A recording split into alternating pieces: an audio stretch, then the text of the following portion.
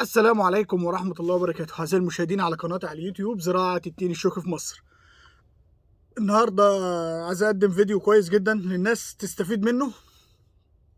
حاجة كويسة، شوية نصايح عن الزراعة، شوية معلومات، شوية حاجات حلوة خالص. يعني أنا بشوف الناس بتتابع وبتستمتع وبتجيلي بناء على الفيديوهات دي أسئلة كتير، فأنا قررت أعمل فيديو حاجة كويسة وأعمله للناس عن بعض المعلومات اللي بتوصلني والبعض الحاجات اللي انا بشوفها. يعني انا من التسهيلات الزراعيه ان في ناس ملهاش في مجال الزراعه وحلمها يكون عندها مجال زراعي. يعني المجال ملهاش فيه وحلمها يكون عندها مجال زراعي بسبب الازمه اللي احنا بنمر بيها او الفلوس اللي ما عادش ليها قيمه ان انا استفيد بيها والكلام ده كله واشغلها. فانا بقترح اقتراح، يعني اللي انا شايفه اقتراح في عز الايام اللي احنا فيها دي. مش ليا انا الاقتراح، ليك طبعا، انت ليك انت شخصيا تقدر تعمله وتقدر تشتغل عليه. ايه هو الاقتراح؟ بص يا سيدي، انا بيجي لي واحد يقول لي انا معايا 200 300 الف جنيه 400 الف جنيه وحلمي يكون عندي مزرعه. حلمي يكون عندي مزرعه. بص يا سيدي، احنا في الايام اللي احنا فيها دي لو انت عندك مثلا عايز 10 فدادين، لو هتاخد الفدان مثلا ب 10000 ب 200 الف جنيه والكلام ده كله، وده حلمك يعني 10 فدادين ب 10 ب 100 الف جنيه مثلا، ان انت تشتغل وتعمل شبكة الري والبير والكلام ده كله، كل ده يا سيدي مكلف جدا. كل ده هيكلف عليك جدا عشان ما حدش يسهل لك الامور، عشان ما حدش يبسط لك الامور بحيث ان ياخد رجلك وخلاص. المهم ان في جر رجل، المهم انه يجيب رجلك. ان جاب رجلك وجرك هتعرف مش هتخلع منها. فانا اقترحت اقتراح على واحد، يعني الراجل كلمني قال لي السلام عليكم يا هندسه، انا معايا 200 الف جنيه فانا بفكر اشتري حته ارض واشتغل واثمر. قلت له لا، مش هتاخد من وراهم حاجه ومش هيدوك حاجه. هو طبعا قلقان ان قيمه الفلوس بتقل، قيمه للفلوس نفسها ملهاش لازمه.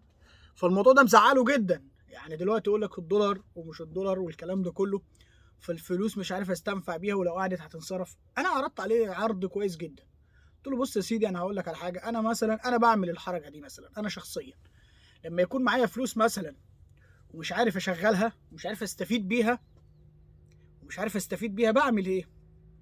بروح على ارض كويسه، مكان كويس، بشتري فيه حته ارض وبحدد علامات ارضي. يا رب ازرع في كل اتجاه نخله او في كل اتجاه شجره او الف مزرعتي باي سور واسيب مزرعتي على الوضع ده. لا ما ازرعش يا عم رام، ما تزرعش، سيبها على الوضع ده. هقول لك ليه. يعني مثلا هديك مثال اهو، مثال يعني ده مثال انت تاخده وتحطه هنا كده بالظبط تمشي عليه. ما سنة 97 و96 لما جه والدي خد في وادي النطرون كانت عبارة عن صحراء. أنا بقول لك أهو، أدي مثال أهو. فجينا طبعا اللي كان ليه في المجال الزراعي واللي ملهوش واللي ما يعرفش يعني إيه زراعة أساسا، لو مؤاخذة ما يعرفش يعني إيه ده برسيم ولا ده إيه، ما كانش يعرف حاجة عن الزراعة. ففي ثلاث فئات في الموضوع، ثلاث فئات حصلت في الموضوع. إيه هم الثلاث فئات يا عم رامي؟ التلاتة يا سيدي، في واحد اشتغل وسلم امره لله لان ساب البلد ومن ضمنهم والدي. اشتغل وسلم امره لله وقعد يتعب ويخسر والكلام ده كله لحد ما وقف على رجله. ده واحد. وفيهم واحد ساب الارض وروح، سابها وروح، بس ارضه باسمه ملكه معروف وعلى علامتها والقطعه الفلانيه والبيت الفلاني، سابها ومشى. ادي ده سابها ومشى وروح. وفيهم التالت زرع شويه زي والدي كده وزهق وقال لك لا انا هبيع الارض وباعها برخص التراب. باعها برخص التراب. باعها بكام؟ يعني كانت النمرة ايامها 5 فدادين، باعها بحوالي 16 17 الف جنيه. سنة 98 بقى و99 ودخل في ال 2000. تمام؟ باعها ب 16 17 20 الف جنيه ال5 فدادين. نرجع للاولاني اللي هو والدي مثلا اللي وزمايله اللي اشتغلوا، ربنا بدأ يكرمهم ويقفوا على رجليهم وبدأ يكبر وبدأ يعمل ويخلي. نيجي للتالت، اللي هو ساب ارضه وروح، الناس بدات تكلمه: يا عم ارضك فاضيه، مش ارضك فاضيه. قال اي حد ياجرها، ياخدها ايجار. كان الواحد بيدفع له في السنه 500 جنيه، وخدها ايجار واحد مثلا، خدها منه 15 سنه 20 سنه، والراجل روح بلده بقى اذا كان موظف ونسى الارض. بعد 15 سنه نيجي للتالت اللي روح البلد، رجع تاني اشتغل معانا في الصحراء، اشتغل باليوميه عند الاولاني وعند التاني. ده مثال تمشي عليه تهتم بيه جدا. طب التاني ده اهو، التاني ده بعد 15 سنة دي استلم أرضه من الإيجار اللي كانت ببلاش، اللي كان تمنها لا يتخطى ال20,000 جنيه. ساعة ما زميله باع وصلت 2,500,000. 2,500,000. خسر حاجة؟ ما خسرش. فأنا بديك مثال ما تكونش زي ده، ما تكونش زي ده، زي التالت اللي هو باع واستعجل وانخرب بيته ورجع يشتغل عند الاتنين دول، ورجع يشتغل عند الاتنين دول. يا تكون ده الظروف مش مساعداك تكون الاولاني، خليك ده اللي هو خد ارض وسابها وعلمها وسابها. على فكره الكلام اللي انا بقوله لك ده والله ما هتلاقي حد يقوله لك خالص. هتلاقي العالم مبسطه لك الامور جدا ومسهله لك الدنيا جدا، وكل حاجه متيسره وكل حاجه تمام، واحنا هنعمل لك وهنعمل لك البير وهنزرع لك وهنسهل لك. صعب في الايام دي لو ما معكش راس مال بزياده. الحاجة اللي كانت ب1,000,000 بقت ب2، الحاجة اللي كانت ب100,000 بقت ب200,000. فأنت هتاخد أرض، فلوسي بتضيع، أنا فلوسي ملهاش قيمة، اشتري أرض، أوكي، ما عنديش مشكلة، اشتري أرض يا عم، ومش هتقدر تصرف عليها ما تزرعهاش، علمها وسيبها. جارك اللي بيزرع وجارك التاني اللي بيزرع هيرفع قيمة أرضك، أرضك هترفع قيمتها وسعرها هيرفع. كلام بس بشرط يعني برضه ما تزعلش مني، ما تروحش واحد ياخدك في شركة ويضحك عليك يقول لك ادي ارض اهي والصحراء، ويطلقك في الصحراء ويسيبك، يعني ترجع بعد كده تدور على ارضك. وده مثال حصل بيني وبين ناس، يعني في ناس انا عايزك زياره معايا يا باشمهندس، اقسم بالله كانوا بيدوروا على اراضيهم ما كانوش عارفينها. خد في مكان في عمار، بدات الناس تشتغل، بدات الناس تزرع، بدات الناس تتحرك، بدات الناس تعمل. خد في الاماكن دي، اشتري فيها واعمل وخلي. انا هديك مثال. انا في ناس بترن عليا، المثال اللي انا قلت لك قبل ده احتفظ بيه جدا، حطه في مجال الزراعه قدامك كده. انا اديتك مثال يعني اتنفذ على ارض الواقع قدام عيني انا شخصيا. وانا سني كام؟ يعني انا كان سني ايامها 10 سنين 12 سنه، كل ده كنت فاكره. فاكر زمايل والدي هم شباب اللي عندهم 30 سنه، كان انا ايام عندي 12 سنه و10 سنين. فشفت الطبقه اللي كملت مع والدي واستحملت، وشفت الطبقه اللي سابت ارضها وروحت، وشفت الطبقه اللي زرعت مع والدي شو وباعت ارضها. الطبقه الاولانيه بتاعت والدي دي نجحت وقفت على رجلها، الطبقه الثانيه نجحت لانه رجع لها ارضه، ما باعهاش، لا ده كانت اللي باع رجع يشتغل عند الطبقتين الاولانيين. فانت المثال ده بص، معاك فلوس اشتري حته ارض، مش قادر تصرف عليها اشتريها استثمار، حط فيها فلوسك وسيبها خلاص. حته ارض زراعيه، جيرانك والناس اللي بتزرع والناس اللي بتعمر هتيجي تاخد منك، هتلاقي نفسك الارض قيمتها بترفع. وبعد ما ربنا يكرمك براس مال والكلام ده كله ابدا اشتغل. مش شرط اشتغل سنه سنتين، مش شرط، ممكن بعد ما اشتري اجرها. وده على فكره حصل قدامي في المنيا والله، يعني برضو نطبق المثال ده قدامه عجبني جدا. واحد هناك اشترى وبعدين مش قادر يصرف، والراجل قال له عم اعمل شبكه الارض واجر الفدان. اجر الفدان بتوع الطماطم وبتوع ده وده، وباجروه ب 7,000 جنيه في السنه. اجر الفدان. انا اتبسطت من الفكره جدا، عجبتني جدا. يعني لما تاخد حته ارض وتعمل لها شبكتها وتاجرها هتلم ثمنها في سنتين.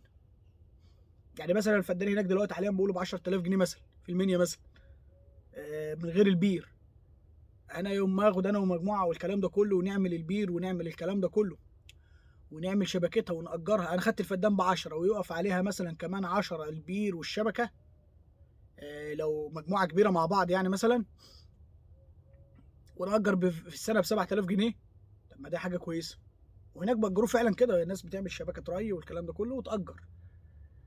دي على الفكره دي عجبتني هناك شخصيا، لان شفت هناك بتزرع ناس طماطم كتير، والناس بتوع الطماطم بيدوروا على الاراضي اللي بنعملها شبكه والكلام ده كله ويأجروها الناس.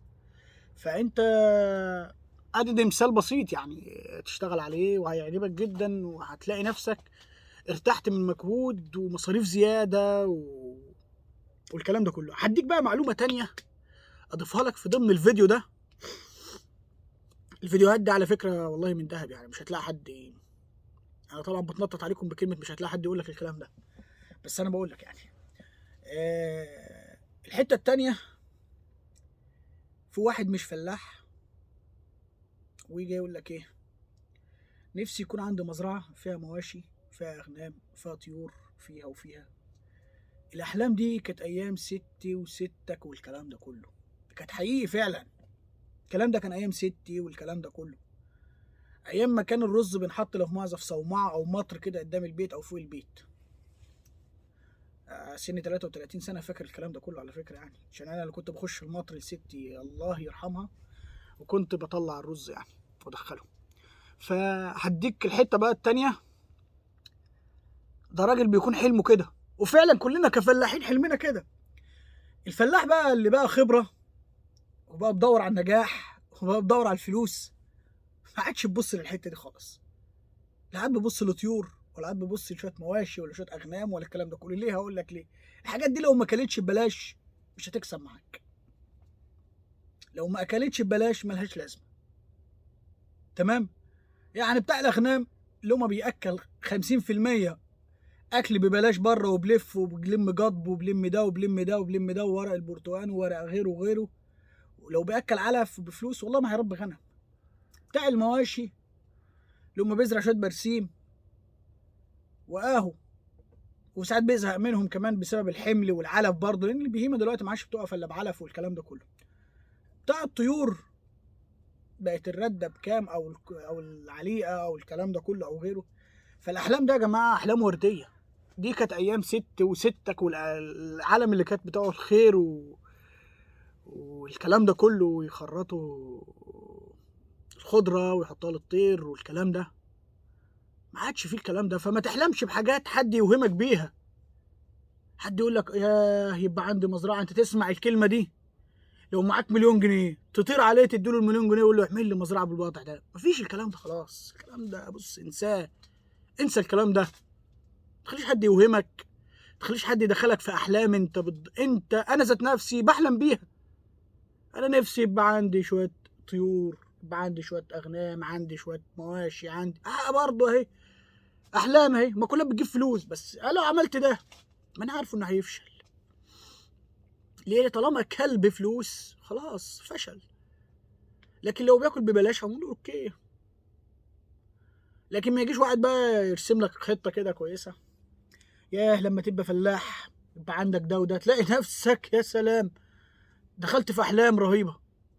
الضغط اتشال عليا، اللحمه اللي ام 260 جنيه او 250 جنيه ما عادش هجيب لحمه 260 جنيه، هناكل بيض، هناكل لبن، هناكل، هتلاقي نفسك حسيت ان انت هتاكل ببلاش. والله ما بيحصل، ما عادش بيحصل الكلام ده خلاص. الخير ده ما عادش موجود. فهدفنا دلوقتي بقى هدف تجاري واستثماري ناجح.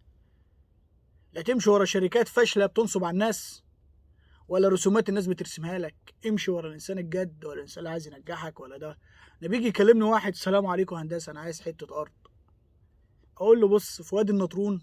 لما يجي يكلمني الفدان انقل عن 120,000 ما تاخدش، ما تاخدش والله. انقل في وادي النطرون عن 120,000 ما تاخدش. ليه؟ لان في حيتان في وادي النطرون، حيتان. يعني لو عندك 500 فدان في 50 60 الف جنيه مش سايبهم وناجحين. لو ناجحين مش هيسيبهم، هيشيل ابوهم في لحظه وكاش. ما هو ناجح. فانت الفدان اقل عن 120,000 130,000 ما تاخدهوش. خد حاجه كويسه. انا بتكلم يعني ناس تقول لي طب انا بص انا عايز حته ارض. بص يا جماعه انا دايما متعود على حاجتين، وانا شخصيا دايما ببص للمكان اللي قريب لي انا. يعني القاهره، اسكندريه، انا نفسي كده شخصيا. يعني انا دايما انا كان ممكن اختار الواحات. على فكره الواحات قريبه من اكتوبر، يعني في مسافه قريبه من اكتوبر، بس في جزء من الواحات من اكتوبر حوالي 200 كيلو ده فاشل. فاشل من اول كارتة الواحات وانت داخل على الواحات، فاشل.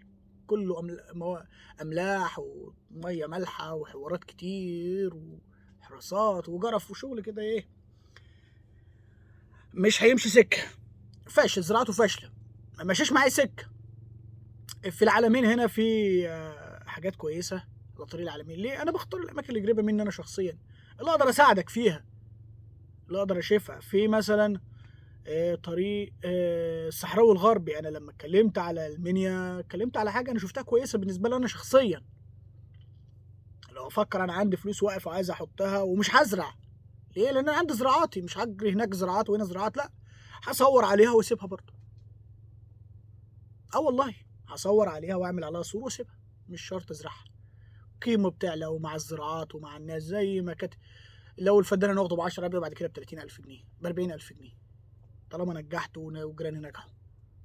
بس القيمه نفسها. فانا بتكلم اماكن يعني. انا مثلا جيت في اسيوط الغربي، سمعت فيه مشاكل كتير فبعدت على القصه.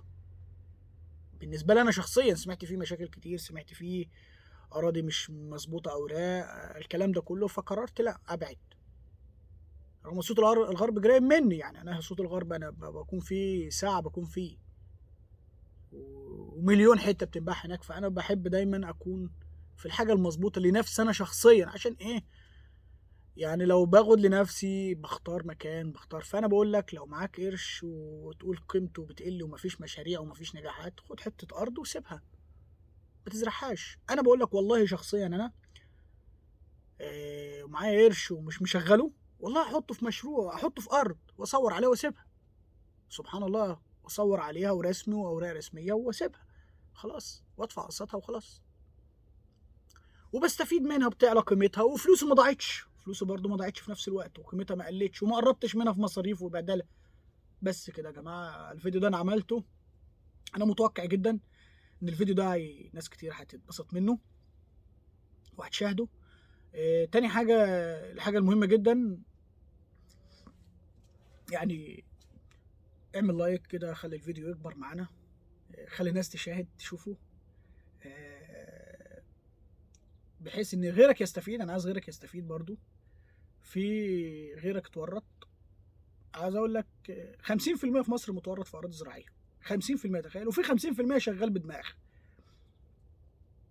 وانا اقدر اقول لك ال 50% كتير جدا كلموني، يعني كتير جدا بيكلموني تليفونيا. يعني انا في ناس ما بقدرش ارد عليها، لأن طبعا بخش في حكاوي كتير والواحد عليه ضغط شغل، وعندنا موسم جميل زي ده، فبتبقى بهدله شويه. فان شاء الله تكون حاجه كويسه للناس والناس تستنفع بيها. ويا ريت، يا ريت يعني انا لما بقدم لك حاجه اعرف انا بقدمها لك من هنا من القلب. تاني حاجه، باخد معلومات من الناس اللي بتكلمني، ان انا بقدم لك، ان انا بديه حل نموذجي ان هو يلاقي حل كويس. ونصيحه، ما تمشيش ورا الرسومات واللي عايشك في احلام ورديه في الايام دي، في ايام الزراعه. الزراعه مش بالسهل. احنا نفسنا او غيرنا معاه ماديات، حاليا بقى يقل التكاليف، بقينا نقل التكاليف. تخيل. ليه؟ لان انا عارف ايه اللي بجيلي وايه اللي انا بحطه عشان اعرف امشي اموري. فانت هتتوهم واعمل وخلي، هتلاقي نفسك رجلك جت في الغلط. ان شاء الله اكون عند حسن ظن الجميع في كل حاجه وتستفيدوا منها، ويا رب اكون منفعه للناس انها تستنفع من بعض الفيديوهات. والسلام عليكم ورحمه الله وبركاته.